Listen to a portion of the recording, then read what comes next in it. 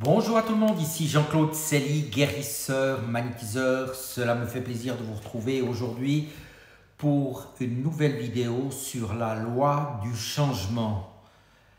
Tout d'abord, êtes-vous bien abonné à ma chaîne YouTube car cela me permet de vous envoyer d'excellentes énergies. Merci aussi de liker et de partager mes vidéos.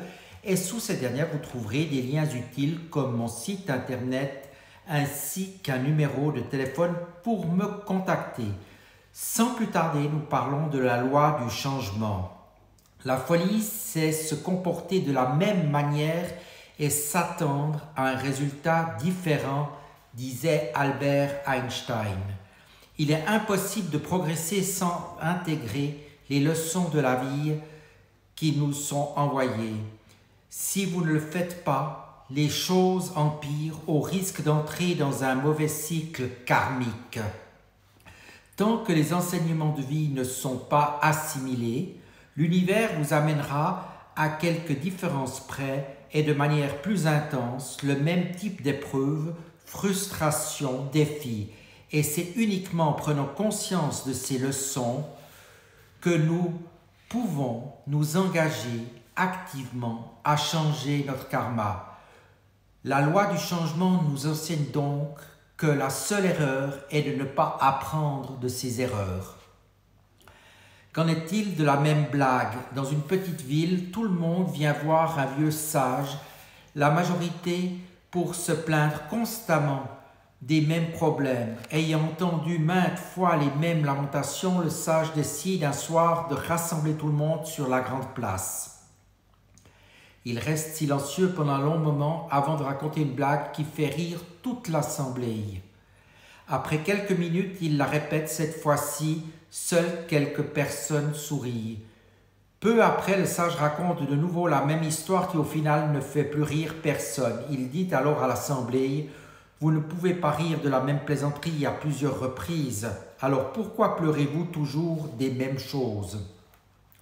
Soyez assez grand pour admettre vos erreurs, assez intelligent pour apprendre de celles-ci et assez fort pour les corriger. » C'est une question de perspective. Avant toute chose, il est essentiel de comprendre qu'il n'y a pas d'échec, il n'y a que des expériences.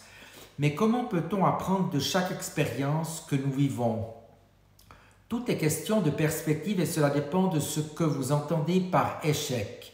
Ce mot a une connotation lourde et définitive, un peu comme un bulldozer qui viendrait anéantir définitivement tous vos efforts, comme si l'échec empêchait de recommencer et de réussir. Cependant, en envisageant la vie comme une expérience permettant d'apprendre, afin d'acquérir un nouveau niveau de conscience plus élevé, vos défaites vous sembleront moins amères. Si vous pensez que tout ce que vous expérimentez n'existe que pour vous permettre de grandir, vous changez définitivement votre vision des choses ainsi que votre avenir. Les mêmes schémas, si la vie continue de vous envoyer les mêmes situations, il y a clairement quelque chose à comprendre.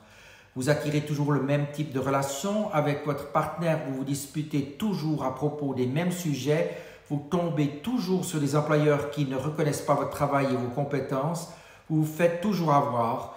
Tant que vous n'aurez pas compris, la vie vous resservira le même plat et votre karma n'évoluera pas d'un iota. Mais alors, qu'en est-il de la clé de la réussite? Quelle est la clé pour réussir? C'est simple, ne jamais abandonner et faire les apprentissages nécessaires pour la suite. Cela demande de la remise en question, de l'introspection, de la détermination, du courage. Mais il ne tient qu'à vous de maintenir le cap et de ne rien lâcher. Voyez vos échecs comme des alliés, des signaux guidants et éclairant votre chemin. Les défaites ne sont là pour vous enterrer vivant et vous empêcher d'être heureux. Ne les voyez donc pas comme les nuisibles de l'histoire, mais comme des panneaux vous indiquant qu'il y a un meilleur chemin pour vous, celui de la réalisation de votre potentiel. Savoir retirer la leçon et savoir également la retenir.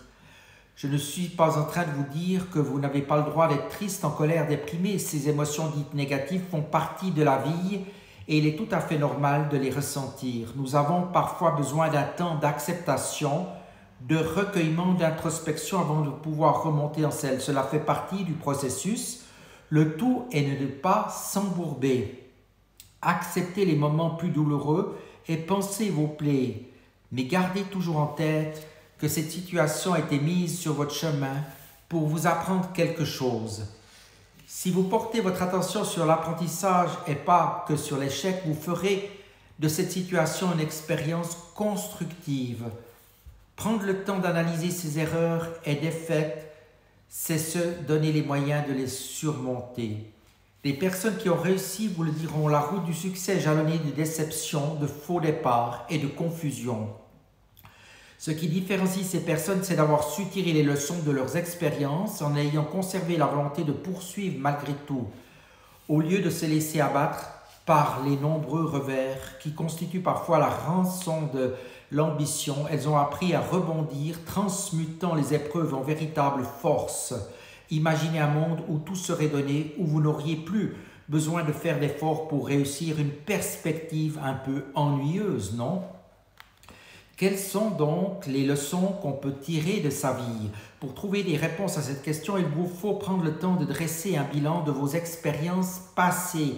Accordez-vous cette pause, ce flashback, car même si cela peut s'avérer inconfortable et douloureux, le but en vaut la peine. Pour ce faire, demandez-vous quels ont été les épisodes marquants de votre vie jusqu'ici. Face aux événements négatifs, auriez-vous pu faire différemment pour les éviter ou pour surmonter les obstacles? Arrêtez-vous aussi sur les faits positifs, les succès, les moments d'intense bonheur et regardez comme vous y avez contribué, quel est votre état d'esprit. En effet, la vie donne aussi des leçons agréables. Interrogez-vous aussi sur ce qui dans votre vie vous a amené là où vous êtes aujourd'hui. En êtes-vous là parce que vous avez fait des choses que vous n'auriez pas dû faire? Vous avez fait des choses qui au contraire ont été bénéfiques? Savez-vous ce qui motive vos choix la plupart du temps? De manière générale, si vous aviez à recommencer certaines étapes de votre vie, que feriez-vous différemment? Enfin, quels enseignements pouvez-vous tirer de tout cela? Lorsque vous aurez dressé votre bilan et répondu à ces questions clés, examinez votre vie aujourd'hui et demandez-vous, est-ce que dans la façon dont je mène ma vie, j'applique les leçons tirées de mes expériences passées? Dans cet examen, ne négligez aucun aspect de votre expérience, vos relations, votre travail, votre famille, votre santé, vos finances, etc. Confrontez-les au bilan que vous faites de vos expériences. Vous trouverez certainement des clés qui vous permettront d'améliorer votre vie actuelle. Pour terminer, prenez 2 engagements pour l'avenir. Décidez que dès aujourd'hui, vous allez premièrement garder à l'esprit les leçons que la vie vous a enseignées et que vous avez mises en lumière en dressant votre bilan. Elles serviront vos actions et futures décisions. Deuxièmement, vous questionnez à la prochaine épreuve que vous subirez pour tenter de comprendre quelle leçon de vie cette situation peut vous apporter.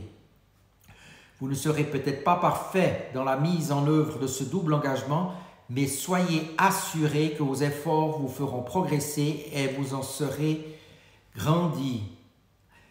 Pour finir, rappelez-vous du plus important en ignorant les leçons que la vie cherche à vous enseigner, vous vous condamnez à les voir se reproduire encore et encore et avec davantage d'intensité à chaque fois jusqu'à ce que vous compreniez. Ne pas tenir compte des enseignements de son existence, c'est un peu comme se frapper la tête contre un mur une première fois en espérant que la deuxième fois ne fasse pas mal. Grandir, c'est apprendre de ses erreurs pour avancer dans le bon sens, disait David J. Allen. Merci de votre attention et à tout bientôt.